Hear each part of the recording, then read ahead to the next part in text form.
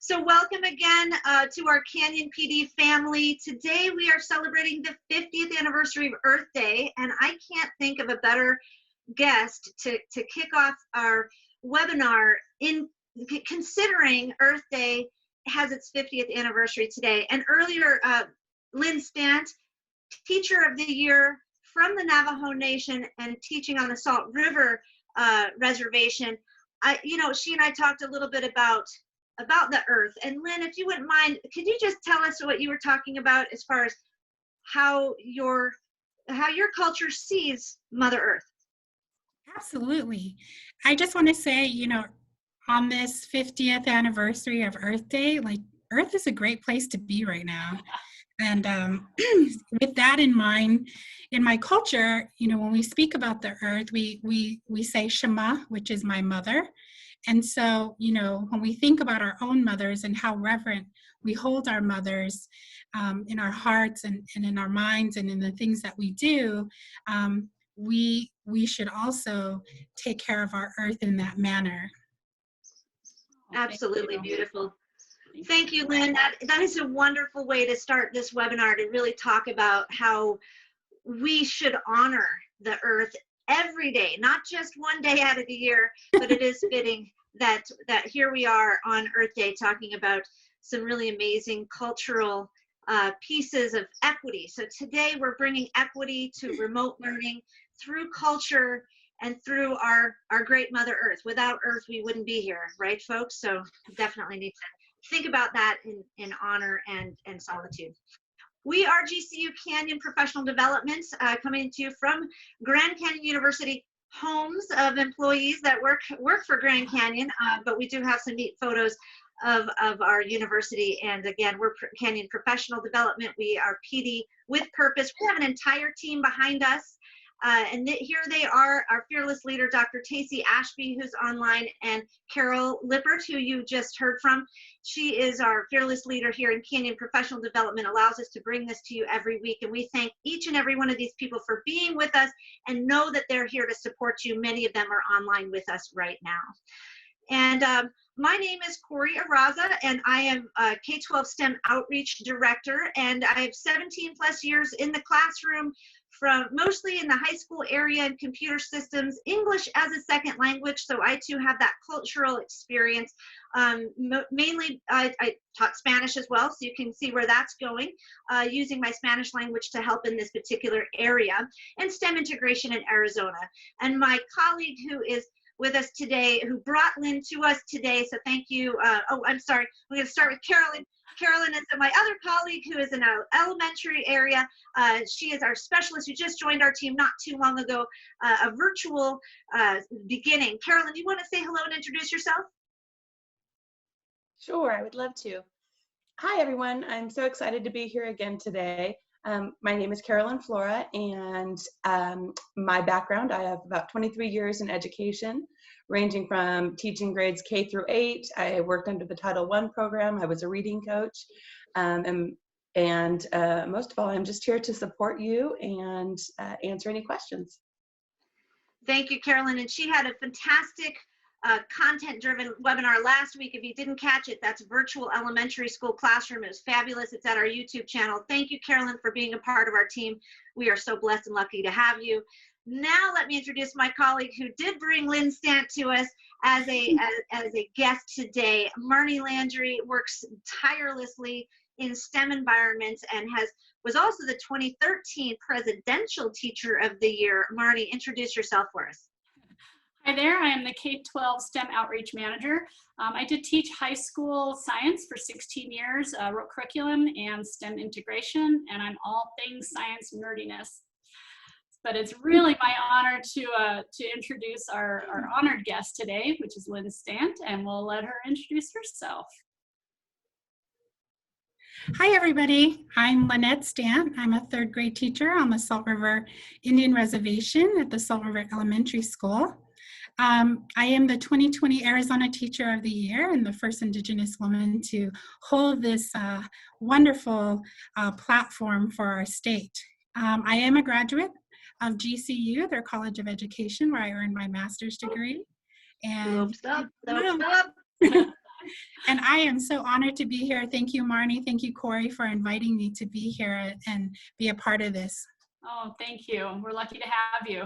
I want to point out two things. I do have her tag for Instagram, Teach in Beauty, and that will possibly have a little more meaning to you when we get to the end and she does have a prayer. But you're welcome to follow her on Instagram, and she also is on Facebook.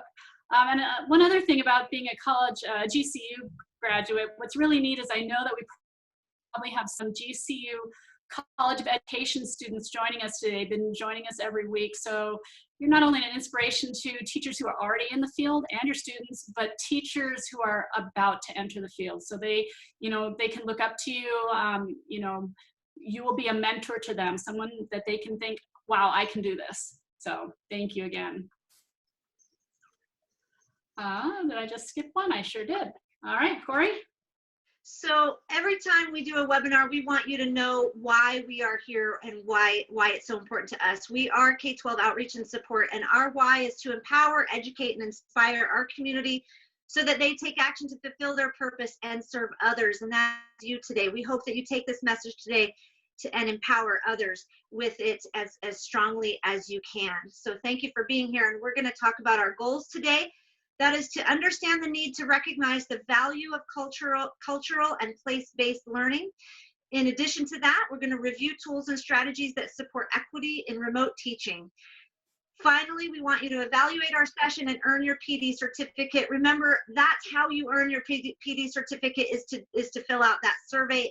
It's really important to us because our goal is to serve you, and in order to do that we need to know how we can best serve you. And in that survey we ask that question: what would you like to see? What topics are you in need of? So please fill out that PD evaluation, and then we'll have a closing prayer. And today we're so blessed to have Lynn walk us through that amazing prayer from her culture. So stick around for that. And I'm going to flip it back over to Marnie at this point. And perhaps you can start us out with our theme there. So we always like to start out our webinars with a quote from scripture or an inspirational quote. And Lynn chose this quote today because she felt it really kind of, it represented her beliefs in education and really what our webinar is today. So Lynn, if you'd like to read that to us and tell us why you chose it. Absolutely. I chose this quote for a number of reasons. And you know, our webinar today is about project-based learning. And so, you know, project-based learning is all about involving the child. And so this quote fit perfectly. Tell me and I forget, teach me and I remember, involve me and I learn. And that line itself, involve me and I learn, really resonated with me on a cultural level, because everything that we do in Indigenous cultures is about involving the child or the student. Oh, wonderful. Thank you very much for starting us off with that. All right, we're going to introduce a few tools before we get rolling. And our first one is called the toolbox. And so we want you to walk away today with some tools that you can use tomorrow, that you can use immediately. So I've got a visual here, and I'm going to ask for someone to be a volunteer from our guest list. And there are 60 of you in there. I need someone to be the tool master. And what the tool master will do is, as we introduce new tools, I just want you to keep a list of them. Near the end, you'll see a picture of the toolbox back on the screen, and at that time, we'll ask the tool master to just pop that list back in the chat box to remind everybody of all the tools they walked away with.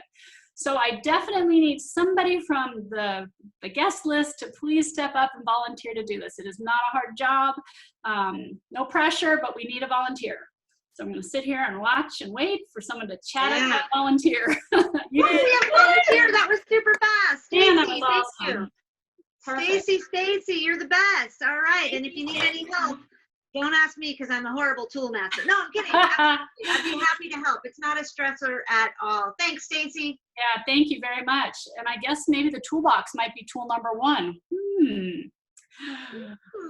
All right, so to get us started, we want a little interaction. We want you thinking.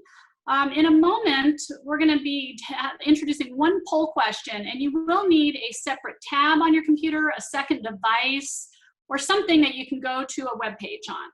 And so the question is going to be, what % of your students are missing educational opportunities right now due to equity disparities?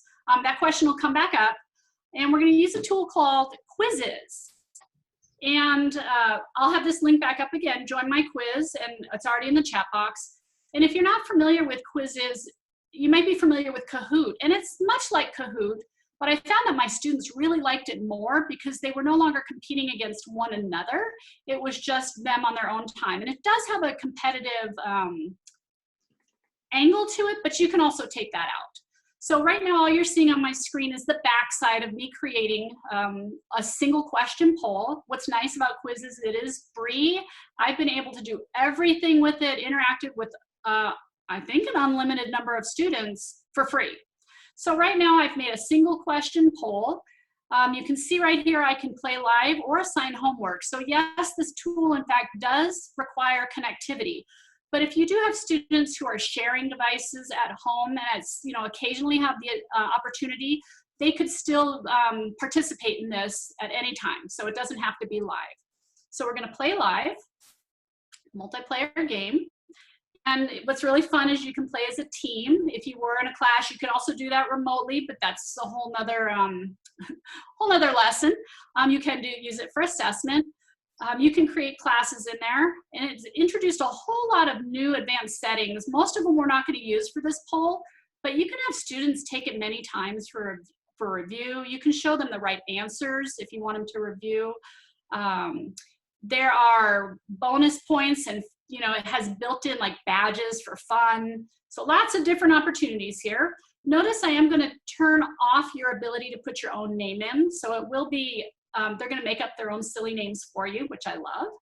And somebody put in the chat box, I love the memes. That's what your students will like the most. I have the memes turned off, but I'll just show you this button really quick. If you turn the memes on, every time they answer a question, it'll pop up a funny meme if they got it right or wrong. Best part of the game.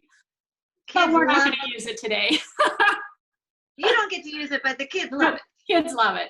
All right, so what's going to happen is I'm going to hit continue, and it's going to put the link up here for you to go on your device and a game code. So if you'll take another tab, another window, or another device, and go to joinmyquiz.com. 766-872. I'm joining just like you are on my Apple phone here. 766-872. I'm joining the game. Oh, I'm not going to tell you who I am either because I'm cool. I love the crazy names it comes up with. Cool too. Look at that. Very George. Love it. You will notice if I didn't have the anonymous names on there and students were putting their names on and somebody occasionally puts on an inappropriate name, I don't know about your students, my students, yeah. You can remove that name right away. So. All right, we've got several in there. I'll wait just another minute before I hit go, because what's going to happen when I hit start, I do have a timer on the question, so it will allow only 60 seconds for you to answer. It is a one-answer question, so 60 seconds should be fine. But once I hit that, we'll have the 60 seconds. I see I only have 19 people participating. Are we ready? Anybody else want to give it a try? Oh, there was one. Couple more. And you know what's great about Quizizz, Marnie, is that I didn't realize earlier that it had this polling feature. Hey, thanks, Russell. Thanks for jumping in. I didn't realize it had the polling feature, and I really love that you can poll now with Quizizz. So it's kind of a one-stop shop. It is, and that's a newer feature. All right, we're going to go ahead and start it, just so you guys can get a feel for it. What's going to happen when I hit start? It's going to put that same question up out there, and then there's going to be several choices for percentages. What percent you think is missing out due to inequities due to remote learning. So here we go, and you're going to answer on your device. So make sure you're looking at your device or your other window. And here we go.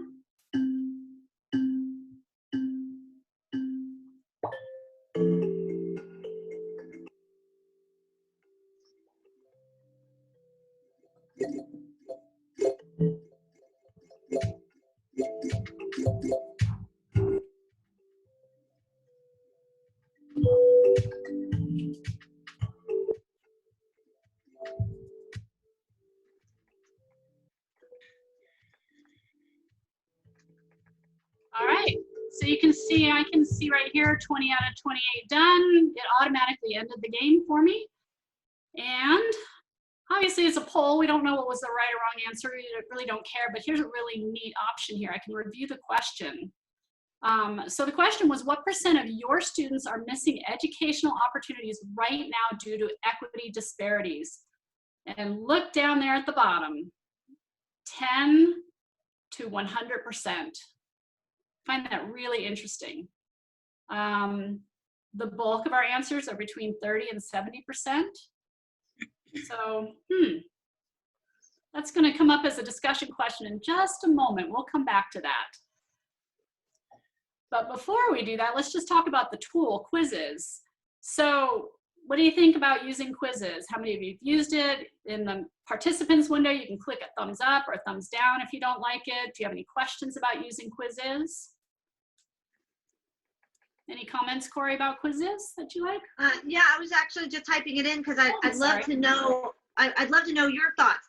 What, how easy was Quizizz in the virtual setting, right? Because Kahoot, you know, is very popular, probably more so than Quizizz.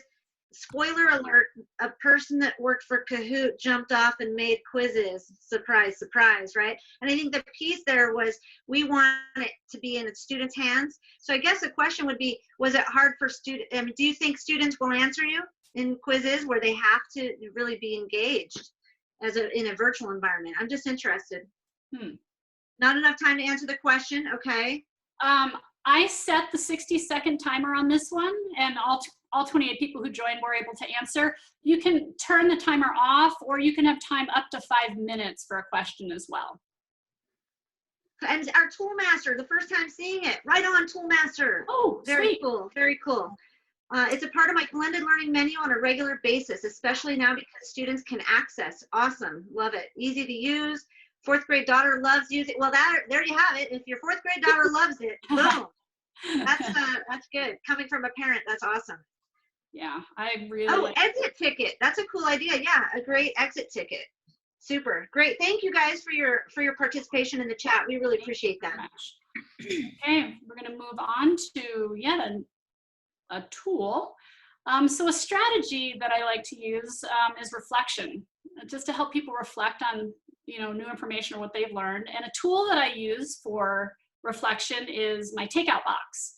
And so I have this visual takeout box on the screen. Sometimes it's really just to help me stop and remind everybody we need to think about what we just learned. And so in our chat, in our discussion notes on our YouTube channel, you will have a link to my takeout document that you can use with your students or teachers as just a reflection tool as you go through a lesson or a whole unit. Use the little takeout to, what's my takeaway here? And they can jot it down. So you will have access to make your own copy of this document. Marnie, what I love about this takeout is the fact that it makes me stop and reflect and makes it, if I stop, my students stop, and then they become more accountable than me talking. So thank you for this takeaway. That's awesome. Thank you. So here's what we're going to reflect on for a moment. These results. So my question is, missing educational opportunities due to equity disparities, and we are all over the place. What is your reflection on that? Why do you think that is? Why do you think we're so wide in our range? Do you think we're actually able to accurately predict that from our students? How many students might be experiencing equity disparities that you don't know about? When you think of equity, are you only thinking of ethnicity? Are there other types of inequity possibly? So just kind of stop and reflect on that. If you want to jot something in the chat box, like what's your reflection? What are your thoughts about this? We'll give you a moment to reflect. Lynn, do you have any kind of thoughts here? Do these results surprise you? No. Okay. And I think you brought up a great point about disparities, equity disparities. Are we just thinking about race and color? There's a lot. I mean, we got to think about our special education students. We have to think about those students who have not been identified to receive an IEP yet. We can think about, age, all kinds of developmental disparities. So, you know, they come in different waves, Sorry. I agree. Thank you. Thank you for your thoughts on that. I'm seeing some really great chat. Yeah, super comments in the chat here, and just the concept of overnight switching online. Like, what does that really mean for students who don't have devices, Wi-Fi? It's a different learning mode, and they're not used to that. So thank you. Boy, I'm seeing some really great pieces. I mean, Stacy was saying, you know, they rolled it out. So at least they're rolling something out, they being your district or school. But I think even, I mean, yesterday in the news, Chicago's mayor was saying, we need rapid response to racial equity. Like, it's huge how many people are dying of the virus that are underrepresented minorities. I'm not going to get into that right now, but this is our world of how do we work this in to educational equity. So Lynn, we're excited to hear more. And I just saw a comment about parents struggling, their willingness and their ability to assist their children. I met a parent yesterday during our breakfast distribution at Salt River, and she was talking about how she's an essential worker and she has 2 kids at home, and the teacher in the school that her children attend is giving literally 8 hours of schoolwork to the kids. And she's like, as a parent, I feel like a failure because it's not that I'm not willing to assist my children, it's because I'm not there for 8 hours to assist them. And so we're feeling stress at home. And she said, I've been inundated with the teacher's emails. I've had 25 emails in one evening from the teacher about why my student didn't log in. And so I think it's, you know, that's something that we have to consider. Thank you. I also saw something else in the chat many times, which is about people not having devices, internet connection. And I'm so glad so many of you mentioned that, because we have the perfect guest, because that's exactly what she's going to address today. So they don't have it either. Her school and her students don't. So we're going to learn how she has mastered and really built some meaningful learning for her students. I also like to think about, you know, this, when you do a takeout, sometimes a reflection can result in questions. It may not be a statement, it might actually open up more questions, which leads really nicely to Lynn's kind of first strategy about like how this came about for her and how she came up with a question that really is changing her life and her students' life. So Lynn, I'll let you speak. Thank you so much. So when the pandemic hit and schools started to close, I was one of those teachers asking myself, what do I do? How do I continue meaningful educational experiences for my students? And so I reached out to some of the people I follow on Instagram, and I asked 2 simple questions. How are they promoting equity and distant learning when considering cultural diversity? But also, how are they reaching out to students and families? And 2 young women reached back out to me, Amanda Cheremiah and Felice Tagaman, who are students at the University of Arizona, and they said, hey, let's talk about this question. And so, you know, in a phone call overnight, we created the Indigenous Educators Unite platform. And we have been inviting Indigenous educators from across the country to come meet with us on Wednesdays to have a discussion about equity, about culture, and how we as educators are addressing the needs of our students. And so, I mean, just like project-based learning, this really started with a question. All started with a question. Thank you. And she got my attention when I saw her article that was published online, which we'll talk a little bit more about in the next strategy. And so you'll have a chance to read her article, and it'll bring up a table that we're going to talk about. And you will have a link to this in the YouTube discussion notes as well. So yeah, so just asking the question. Absolutely. And in that discussion, I had another educator reach out to me, Tricia Moquino, who has started her own Montessori school in her pueblo of Jemez in New Mexico. And we really started talking about how culture can support project-based learning. And so together we wrote this article together thinking about those cultural things that are happening within our communities. Okay, I have 2 questions for you before we move on to the next strategy. It's called Indigenous Educators Unite. Are non-Indigenous educators welcome? Absolutely. It's open to any educator that provides services, whether it is as a teacher, as an administrator, or even a school counselor, a financial aid counselor, anybody who provides services to Indigenous students to come together with us. I post a link on my Facebook and my Instagram page all the time, and our meetings are every Wednesday at 10 a.m. Right, and we so appreciate you joining us today and not being at your other meetings, so thank you. My other question, which maybe they came to see her on the webinar today. That would be cool. I hope so, or maybe they'll come at 3, right? Yeah. My other question, which maybe sound brash, and I apologize if I don't want to sound disrespectful, but how can I, as a middle-aged white woman teacher, approach a family or a community with the question about how I can serve you? Because I don't want to sound insensitive or insulting, but sometimes I don't know how to do that. What do you think about that? That is a great question, and I think that really that question alone really prohibits, puts a barrier for some educators to reach out to families. But I'm an educator where I prefer the honesty. And so just coming and asking that question is meaningful to me, because it tells me, one, that you are a reflective teacher, but 2, the second thing is that you really want to provide what's best for your students. And so I like the honesty of the question. I know that some may be offended, but I don't think that has anything to do with the person. I think it's the person receiving the question. Okay, well, thank you for that. All right, which then kind of leads us to strategy 2, which came out of strategy 1, you asking the right question, and then you also mentioned project-based learning. So how did that lead to your thoughts about really building meaningful project-based learning? Absolutely. So as an educator, one of the things I had to think about is the connectivity for my students.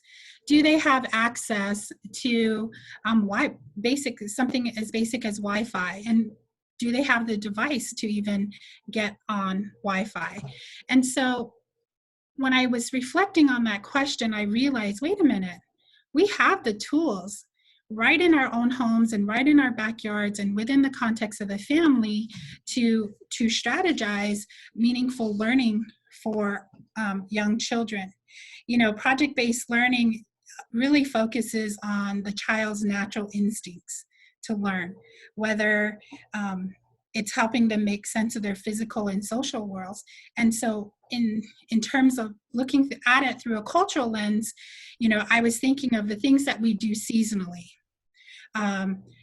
Harvesting, hunting, planting, all of those things that happen in a seasonal sequence could really be of value when thinking about project-based learning. And so how can we capitalize on those experiences and the knowledge that the family brings, that the children are hearing linguistically, their culture, their communities, their customs?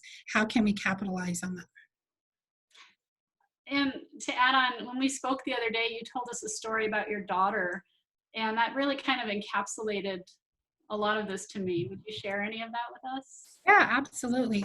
So when my daughter was 3 years old, her babysitter lived behind us. And as a young mother, I was, going to work, and this Hopi woman, she was Hopi, would do things based on seasons. And one of the things that she would do was harvest their corn and dry it out in the sun and sit outside in her apron on the ground and just shuck corn.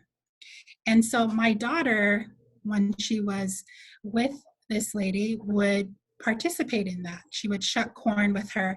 And I remember thinking about, wow, what a very enriching environment for my child. Not only is she hearing the language, a different language than was spoken at our home, but the problem solving and the reasoning skills that was happening in just that project of shucking corn. She was sorting corn based on color, and they were, she was making connection to all those mathematical ideas just through that simple activity, learning to identify patterns, and manipulate the mathematical and language ideas.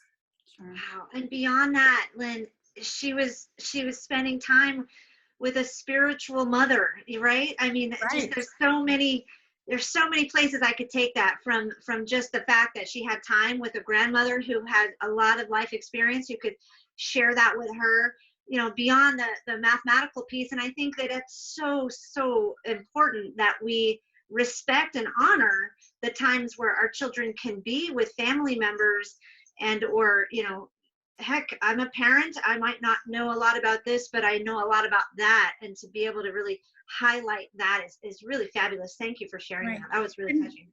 And so this table that we're looking at, which is part of the article, is really a way to capitalize on the moments that students are having, whether it's through cooking, whether it's through outside work, whether it's inside work, or just basic exploration, and how we can use that to enhance what they know. Indigenous language is so wonderful, and in a lot of Indigenous cultures, we think in base 10s. So when we think about a child hearing their language, they're actually learning in terms of numbers. They're actually learning in terms of 10. For example, in Navajo, the number 11 is Tlatzada, which means 1 plus 10. So the part Tzada means plus 10. And the thought, which is 1, it's just 1 plus 10. And so when children are hearing their Indigenous language, especially in reference to numbers, they're really thinking about those base 10s, and that's a numbers and operations standard for our Arizona children. Wow. I love it. Amazing. Oh my gosh, yeah. It's a perspective shift, right, Marty? Like I am so glad to hear this, because it's another way in which I can connect with my students. Thank you, Lynn. That was really cool. Thanks. You're welcome. Adding on to strategy 2. So if you do not have the time or knowledge to create that wonderful table that Lynn has created, which you will have access to, we have a few other resources for you, some websites. These links are in the presentation, which you will have, and every link will also be in the discussion notes of YouTube. So the first place is called Learning in Places. I think I got that wrong. Learning in Places, that should have an S on it. So this has been a spectacular find for me. It is a project supported by the National Science Foundation, and it is a way for families to help students with learning in their place, to honor where they are with what they have, kind of what Lynn just did for a very specific group of Indigenous people. But these are more broad, where you could use them with anybody. What I loved about Learning in Places is they have seasonal storylines. Yeah, they call it, right there, the seasonal storylines. And then each of these is called a storyline. And if you click on them, what I also like is it's an electronic PDF, but they're a single 2-sided page. So if you don't have any internet connectivity with your students, very easy to print off one page, send it home. It has an overview. It has some hints on how to support, how to connect with other families in your community. It also brings in the science practices, the core ideas of science, ELA. So it brings an educational language without being demeaning or talking down to the parents with words they wouldn't understand. Lynn, what were some of the things you liked about these? Oh, one, it has those seasonal storylines, but for example, the one you just pulled up, which was taking a walk in the neighborhood, was really about making observations and asking questions. And asking questions is a reading standard for for 3rd grade, for example. So, and you can take this and apply it culturally, because when I think about my students in the neighborhood in which they come from, definitely I would be asking them questions that are relevant to what they are seeing. I am fortunate enough to know that my students live in a more rural area, so the things that they are going to see are coyotes, they're going to see the farms, they're going to see a lot more vegetation and a lot more animals during their walk. Sure. And so there's several in here, and again, they're wide open. So if you do not happen to know deeply, what your students are experiencing, you don't need to. It's going to rely on what the families can, discuss and what's important to them. So this has been like my best find in a really long time. I love this. I love learning in places. Yes. Another one, which I have used extensively, called STEM Teaching Tools, which you might be thinking, oh, what does that have to do with equity? Well, their whole premise is based on equity through science and STEM instruction. Not an especially user-friendly website, but it has great tools kind of buried in there. And this would be more, it doesn't really have make and take to give to your students, but it's really good background for teachers and administrators. So if you have an administrator who's not really understanding what you're trying to accomplish, great single-page explanations for them. And just so you know, Marty, the STEM teaching tools, I'm going to jump in here because we have Mark from U of A online with us today, who is really focused on equity in STEM. And he's from MESA, which is Math, Engineering, Science Achievement. And we're working together with U of A with this STEM collaboration to bring equity, STEM equities to students that don't have that. So underrepresented students. So Mark, thanks for being here with us today. Oh, great. Thanks for highlighting that. But yeah, this is a tool, I've used them extensively, but just to have some patience when digging through their site. I've told them they need to fix it. The last one I do not have much experience with. I learned about it through Learning in Places, and I've started to kind of dig around, called Indigenous Education Tools, and it seems like it's got support kind of like STEM teaching tools, briefs about what you can change as a teacher, maybe information for administrators. And I think it was, yeah. I also think this is a great website for those focusing on curriculum. It allows you to, it gives you some background information, and that's how I see this as a tool. Okay, great. Thank you. So these are just some extra strategies, extra tools for you to use. Again, don't worry about remembering any of the names. You'll have all of the links. We do have a tip of the day coming out about learning in places. That should have an S. So let's go ahead and move finally into two-part strategy 3. So I've been hearing a lot online, and you even brought it up, about parents being overwhelmed. So what are some of your strategies to support parents at this time?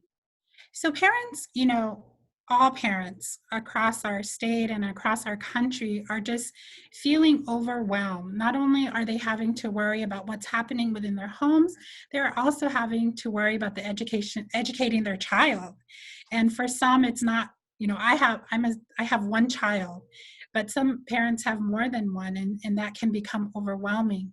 So as a teacher, what I've learned since we've started distance learning is that I really have to be reflective. I have to understand where my parents are coming from and what their situations may or may not be.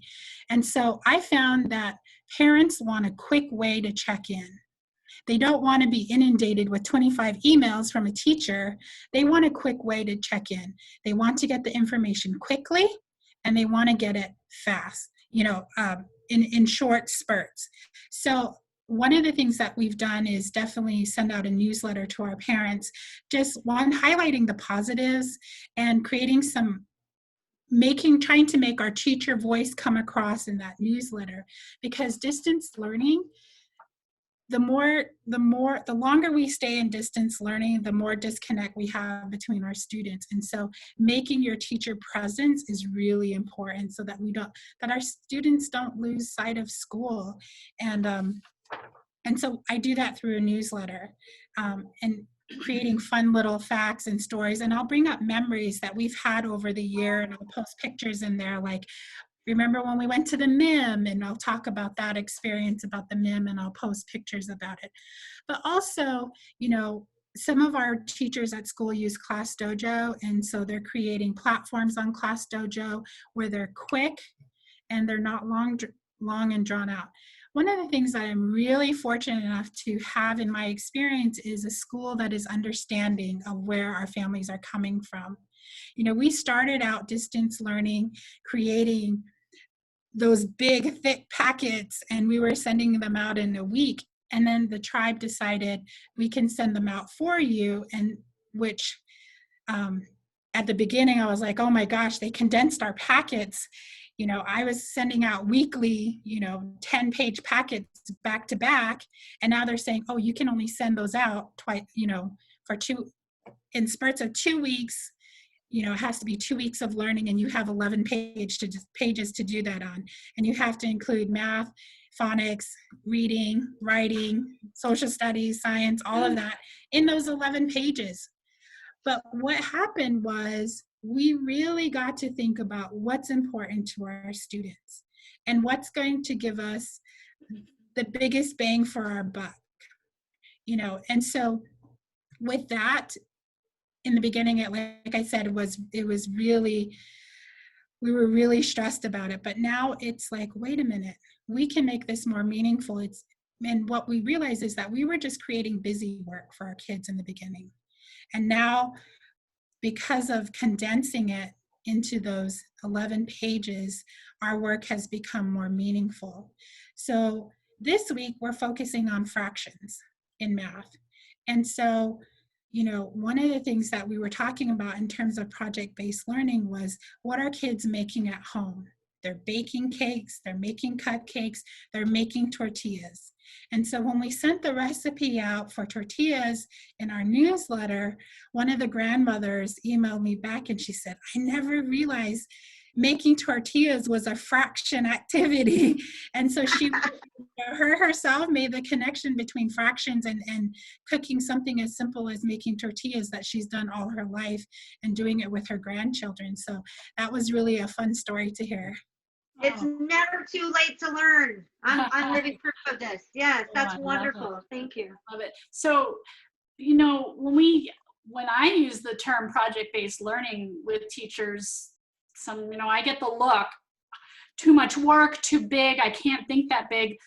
What did that do to your workload when you transferred over to this condensed, really deep project mindset with your students? What happened? One, it deepened the conversations with my team, because I have 2 other teachers that I work with. And so the conversations between the 3 of us we dug deeper, and they became more meaningful. We also have, on top of that, we know that our students, again, don't have that connectivity. And so we didn't want to create a place where they had to log in or they had to go online. We wanted to really focus on what they were bringing to the table just as they are. And so that allowed us to have really rich conversations as a team. Very good. Thank you. Thank you for sharing your knowledge and your experience with all of these, you know, in a way that you are authentically experiencing them right now, just as everyone else is. Yeah. So, oh, I know we've got little visual cues here because I can't always remember everything. So, Lynn, I'm going to ask you, if there was one major like aha for you, or one major takeaway for our audience, do you have something in mind that you could share with us? Absolutely. My aha moment about this whole process has been how I connect with families. If I was disconnected from my families, I wouldn't understand like the connectivity issues, or, you know, what is happening within their homes or within their home communities. You know, I think about myself growing up as a child and how engaged my mother was in teaching me. I mean, she was a hands-on teacher. She, you know, teaching me how to make pies and pie crusts and, you know, apples for the filling, and how hands-on that was, and didn't realize that she was, you know, incorporating all those mathematical concepts while she was doing it. So my aha moment was really about, how am I connecting with families?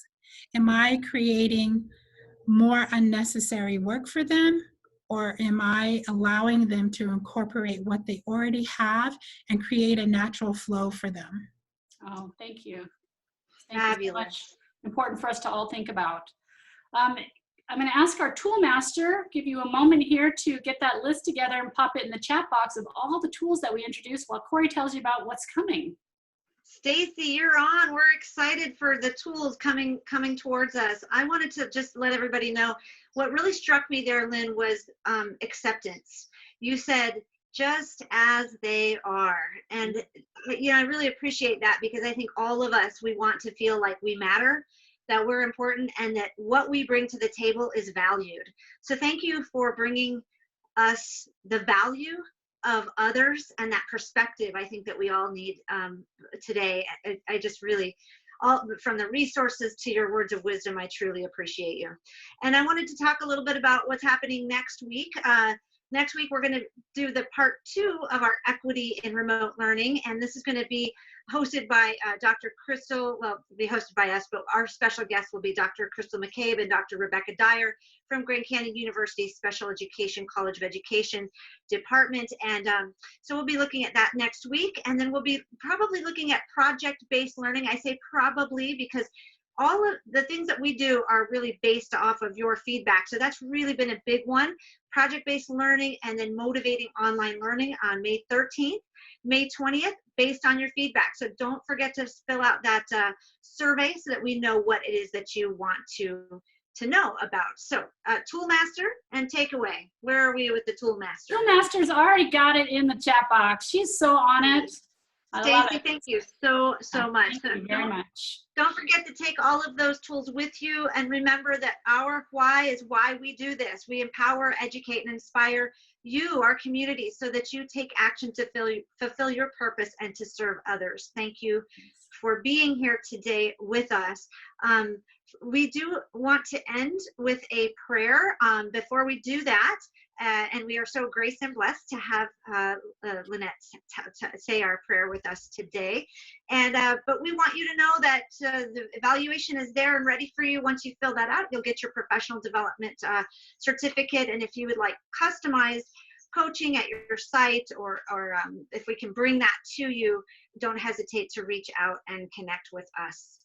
So with that said, Lynn, if you don't mind, we're going to close in prayer. Marnie, did I miss something? I just want to make sure, because we get the question a lot when people ask for the survey, if you just put something like equity and culture for the title of the webinar, we'll know what you mean. And then that link will be in the chat box to our evaluation. And I can't plead with you enough. It is very important to us. We take your feedback to heart, and we definitely pick our topics based on what you want. After our prayer, we'll have a few minutes. We'll leave it open for Q&A. If you want to unmute yourself, you're welcome to ask us any questions you like. So we'll hand it back over to here is Thank you, Lynn will take us through. She will take us through this amazing, this walk through her culture. So off to you. Thank you, Corey. Thank you, Marnie. So I have up here a quote. There's also a link so you can actually hear it in Navajo, but my teaching Instagram page is called Teach in Beauty, because in my Navajo culture, it's about being in balance with everything in your universe, basically. And so, at the end of our prayer, we say it 4 times, in beauty it is finished. And so this is part of the prayer. With beauty before me, may I walk. With beauty behind me, may I walk. With beauty below me, may I walk. With beauty above me, may I walk. With beauty all around me, may I walk. And I will just do a really quick closing prayer. Heavenly Father, I thank you for allowing us to come together today to serve our teachers and our students and to provide what is best for them.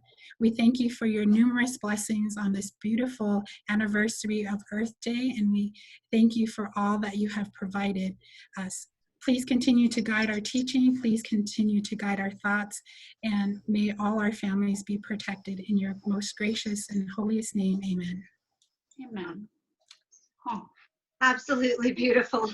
Thank you so much for gracing us with that, Lynn. I think that everyone in the chat online today has just been extremely fortunate to have been in a live webinar with you, and we thank you for your time. And we're going to ask for a few more minutes of your time. Before we get into Q&A, this is how you can get in touch with us. We have our for customized professional development, you can get in touch with us through Carol and or Canyon Prof Dev. Our Twitter, Facebook, and websites are listed here. And just so you know, next week we'll be talking about special ed, special populations in your classroom, and how to really be attentive to them in an online environment.